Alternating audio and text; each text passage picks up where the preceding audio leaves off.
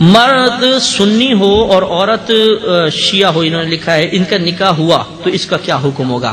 یاد رکھیں کہ فقط کوئی اپنے آپ کو شیعہ کہے یا کوئی اور فرقے سے تعلق ہو تو ہم فوراً اس کو کافر نہیں کہہ سکتے۔ یاد رکھیں جب تک اس کی بد مذہبیت یا اس کے عقائد مذہب اسلام کے خلاف نہیں ہوں گے وہ مسلمان ہے، چاہے اپنا وہ کوئی بھی کہتا ہو تو وہ مسلمان ہی کہلائے گا۔ اب یہ پہلے تو یہ کہ یہ کہہ رہے ہیں کہ شادی ہو گئی تو کیا حکم ہوگا، تو حکم یہ ہم دیکھیں گے کہ اگر وہ اس کے جو شخص ہے اس کے عقائد مذہب اسلام سے ٹکراتے ہیں، مسلمانوں سے ٹکراتے ہیں تو سرے سے نکاح ہوا ہی نہیں اور ان کو جدا کرنا فرض ہے،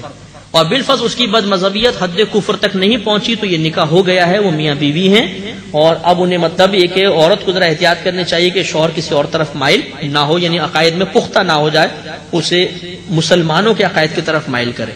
اور دوسری صورت یہ ہے کہ مثلا ایک عورت یہ سوال کرتی ہے کہ میں ایک شیعہ، میرے پاس سوال آیا ہے ابھی خط کچھ دن پہلے، میں ایک شیعہ لڑکے سے شادی کرنا چاہتی ہوں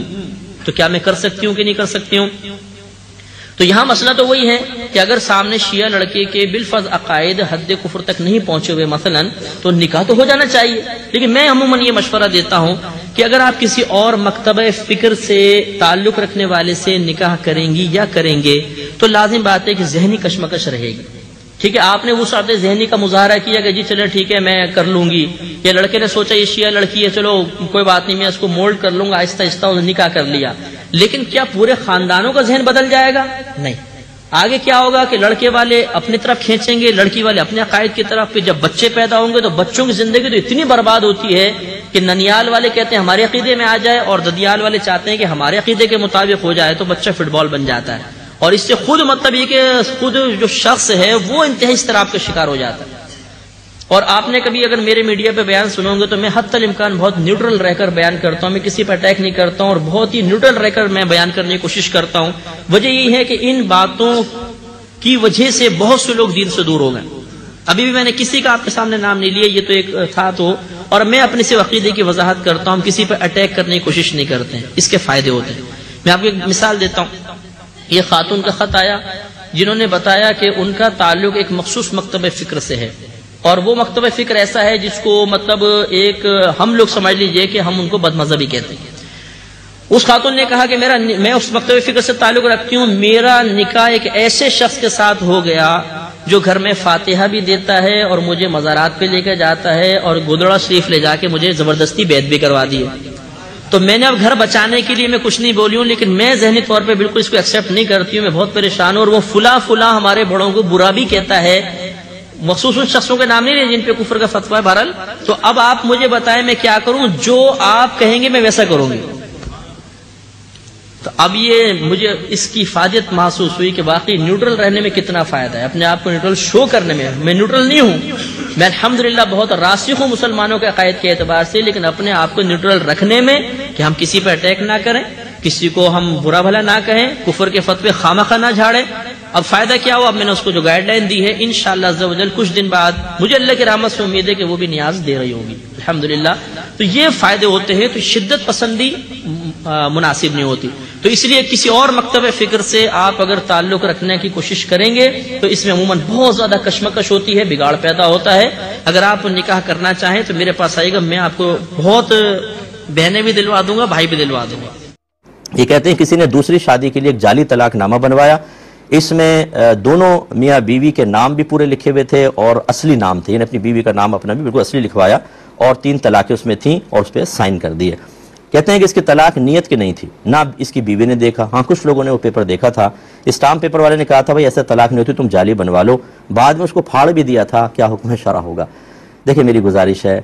مسائل جو ہیں اسٹامپ پیپر والے سے نہیں پوچھے جاتے، حرام حلال کے مسائل قصائی سے یا مچھلی والے سے نہیں پوچھے جائیں گے نا، پپو پان والا، ٹیٹا دودھ والا اور البیلا مونگ پھلی والا، ان سے نہیں پوچھے جاتے، علماء سے معلوم کیے جاتے ہیں۔ کورٹ میں اگر کیس لڑنا ہو تو مونگ پھلی والے سے جا کر کہیں گے آپ، ابا جان کو آپریشن کروانا ہو تو پپو پان والا کرے گا، اس سے مشورہ کریں گے آپ، یا ڈاکٹر سے کریں گے، سرجن سے کریں گے، بڑے وکلاء سے کریں گے۔ دین کے معاملے میں جو بول دے کر لیا۔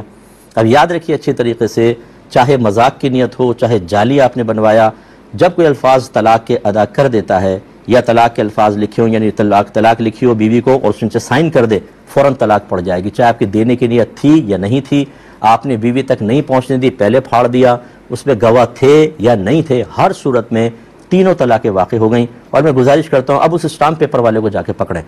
اس سے کہیں تو نے میرا گھر برباد کیا، میں نے تو اپنی کم علمی میں کیا ہی کیا، تم نے مجھے مروا دیا۔ اس کو جا کے ضرور پکڑیے گا کہ ایک کیس تو ایسا بنے نا کہ اس کی جان پر بن جائے اور وہ کانوں کو ہاتھ لگائے کہ آئندہ کسی کی طلاقیں نہ کروائے۔ یہ اپنے چند ٹکوں کے لیے غلط قسم کا مشورہ دے کر پورے گھر تباہ و برباد کر دیتے ہیں۔ اور ایسے شوہر صاحب کو بھی چاہیے خدا کا خوف کرے، آپ نے صرف اپنی دوسری شادی کے چکر میں کسی کی بہن، کسی کی بیٹی کی زندگی کو جو برباد کیا ہے، اس کی آہیں، سسکیاں اور فریادیں ساری زندگی نہیں چھوڑیں گی۔ آپ کو موت بھی سکون کی نہیں ملے گی، آپ کو قبر میں بھی راحت نہیں ملے گی، میدان محشر میں جب یہ آپ کو سامنا کھڑا کر کے حساب و کتاب لے گی، بہت سخت حساب ہوگا۔ دوسری شادی کرنا منع نہیں ہوتا، لیکن میں اچھی طرح جانتا ہوں کہ دوسری شادی کے بعد حقوق کی صحیح ادائیگی یہ پاسبل ہی نہیں ہے۔ ایک کو لٹکا چھوڑ دیتے ہیں دوسری کی طرف، یہ جو علماء بھی کہتے ہیں نا 3 شادی کرو 4 شادیاں، اب میں ان کی پرسنل لائف میں تو داخل نہیں ہو سکتا، لیکن میرا اتنا تجربہ ضرور ہے، نہ بچوں پہ توجہ ہوتی ہے نہ بیویوں کے اوپر ہوتی ہے۔ پیسہ کماتے رہیں گے تاکہ ان کو بس نان نفقہ دیتے رہیں، بس نان نفقہ ہی آپ کی ذمہ داری ہے، باقی نہیں، اور دوسروں کو ترغیب دیں گے تم بھی شادی کر لو، وہ بھی اپنا سر کے بال پورے ختم کروا لے۔ یہ بالکل صحیح طریقہ نہیں ہوتا، سوچ سمجھ کے معاملات کرنے چاہیے۔ سحری ٹائم میں رمضان کے اندر ہمارا ایک شادی کے موضوع پر ایک پروگرام ہوا تھا جس میں 2 پروگرام کے تھے، خدا را یوٹیوب کے اوپر دیکھ لیجئے گا۔ اور اب یہ والی صورتحال کہ پہلی کو طلاق ہی لکھ دی، اب وہ بیچاری کیا کرے گی، حلالہ کے بغیر آپ اس سے نکاح کر نہیں سکتے، بہت بری صورتحال ہے، اللہ تعالیٰ ہدایت عطا فرمائے۔ تو بہرحال شرعی مسئلہ یہ ہے کہ تینوں طلاقیں واقع ہو گئی۔ دیکھیے بھائی نے جو کوسچن کیا تھا کہ ہیئر ٹرانسپلانٹ شرعاً جائز ہے یا نہیں،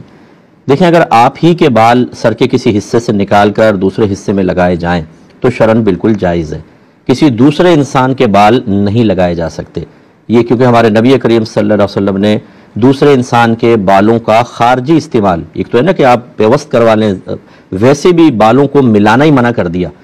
ایک خاتون حاضر ہوئی کہ میری بیٹی جو ہے اس کو گنج پن کی بیماری ہو رہی ہے، تو کیا میں کسی اور کے بال اس کے بالوں کے ساتھ ملا سکتی ہوں؟ تو نبی کریم صلی اللہ علیہ وسلم نے منع فرمایا۔ تو اس لیے، اور اسی طرح ایک روایت میں تو بلکہ یہ فرمایا کہ جو بالوں کو ملائے، کسی انسان کے بالوں کو ملائے تو ملانے والی اور ملوانے والی دونوں پر اللہ کی لعنت ہو۔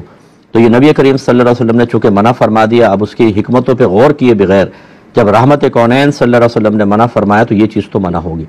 تو لہٰذا دوسرے انسان کے بال نہیں لگا سکتے۔ آپ کے بال اگر لگانا چاہیں تو اپنے ہی جسم کے حصے سے استفادہ کرنا، اس میں شرعاً کوئی حرج نہیں ہے، آپ کر سکتے ہیں۔ بہن نے کویسچن کیا تھا کہ کیا لڑکا اور لڑکی شادی سے قبل اب ایک دوسرے کو دیکھ سکتے ہیں اور کس حد تک دیکھ سکتے ہیں؟ دیکھیں ایک انصاری صحابی تھے، انہوں نے نبی کریم صلی اللہ علیہ وسلم کو بتایا کہ یا رسول اللہ صلی اللہ علیہ وسلم میں ایک عورت سے نکاح کا ارادہ رکھتا ہوں۔ تو رحمت کونین صلی اللہ علیہ وسلم نے فرمایا کہ کیا آپ نے اس عورت کو دیکھ لیا ہے؟ عرض کی کہ نہیں۔ فرمایا اس کو ایک نظر دیکھ لیں، کیونکہ یہ شادی کے بعد آپس میں محبت اور موافقت پیدا کرنے میں مددگار ہے۔ تو گویا کہ نبی کریم نے ایک نظر ڈالنے کی اجازت دی تاکہ وہ ان کو دیکھ لیں، شکل صورت پسند آ جائے تو پھر نکاح کریں تاکہ بعد میں موافقت اور محبت پیدا ہو۔ بعض اوقات بغیر دیکھے اگر نکاح کر لیا جاتا ہے اور بعد میں کوئی ایسی پرابلم کریٹ ہوتی ہے تو بے رغبتی پیدا ہوتی ہے اور کسی کا حق ادا نہیں ہو پاتا ہے۔ تو لہٰذا اب اس میں حد صرف اتنی ہی ہے کہ جیسے سامنے لڑکی آ گئی، فرض کر لیں گھر والے بھی راضی ہو جائیں، ورنہ اکثر راضی نہیں ہوتے، کہتے ہیں فوٹو دیکھ لے، سامنے نہیں بٹھاتے، ورنہ شرعی طور پہ ہے یہ جائز۔ فرض کر لیں سامنے بیٹھ گئی، لڑکا دیکھ لے بس ایک نظر، اس کو سمجھ میں آ جائے، ٹھیک ہے۔ اور زیادہ بہتر یہ ہوتا ہے، رسول علماء نے لکھا کہ اگر مرد لڑکی والے راضی نہیں ہو رہے تو لڑکا کسی ایسی قابل اعتماد خاتون کو وہاں بھیج دے جو اس کے مزاج، اس کی پسند وغیرہ کو سمجھتی ہوں، وہ جا کر اس کو دیکھ کر آ کے بتا دیں اس قسم کی لڑکی ہے۔ یہ زیادہ محفوظ طریقہ ہوتا ہے، لیکن بہرحال ایک نظر ڈال سکتے ہیں۔ لیکن یہ جو ہمارے ہاں طریقہ آ گیا کہ یہ انڈرسٹینڈنگ پیدا کرنے کے لیے لڑکا لڑکی کو تنہا چھوڑ دو، وہ ذرا باہر گھوم بھی لیں، فون پر بات بھی کر لیں، یہ میں نے پچھلے پروگرام میں بتایا تھا کہ اس کی شرعی طور پہ اجازت نہیں ہوتی۔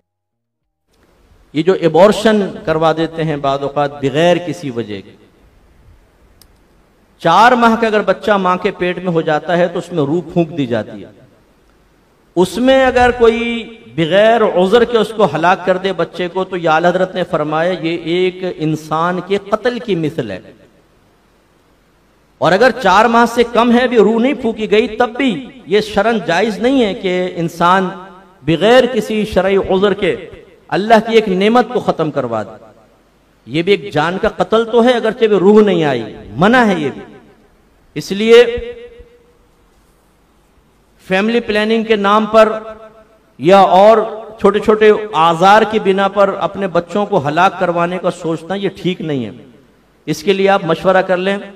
کسی بھی عالم دین سے، یہ بہت بہتر ہے کہ بھئی یہ ایسا ایسا مسئلہ ہو رہا ہے، ہم بتائیں،